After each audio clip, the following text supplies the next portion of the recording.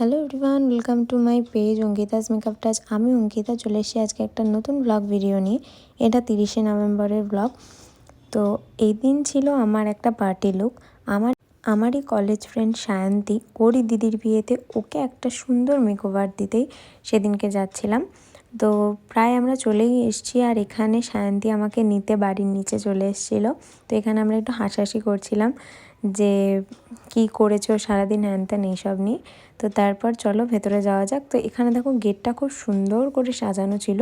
তো তারপর আমরা ওপরে এসে কিছুক্ষণ বসলাম, আর সায়ন্তী গিয়েছিলো ফ্রেশ হতে।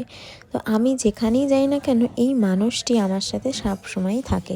নিশ্চয়ই কার কথা বলছি বুঝতে পারছো, হ্যাঁ গবলু। আমি যেখানেই যাই না কেন এ সবসময়ই থাকে। তো চলো এবার শুনে নিই আমাদের বিউটি কল সায়ন্তী কেমন লুক চায় আজকে। তোর কেমন কি লুক চাই? তো আমার যেহেতু দিদির বিয়ে, আমার একটু গ্লোই মেকআপ চাই, মানে একদম যাতে দূর থেকে লোকে দেখে বুঝতে পারে হু ইজ দ্যাট, একদম যাতে লোকে একটা স্মৃতি হিসেবে থেকে যায় যে হ্যাঁ এর মেকআপটা সত্যি খুব সুন্দর হয়েছে, এরকম একটা মেকআপ চাই। আচ্ছা ঠিক আছে, চলো দেখা যাক কতটা কি হয়। তো এই ছিল সায়ন্তীর ফাইনাল লুক, একটা সফট সিম্পল লুক আমি ওর উপর দিয়েছি। তো শুনে নিই আগে সায়ন্তীর কেমন লাগলো লুক। আচ্ছা, তো এই হচ্ছে সায়ন্তীর ফাইনাল লুক। তো সায়ন্তীকে জিজ্ঞাসা করবো কেমন লাগলো তোর, বল।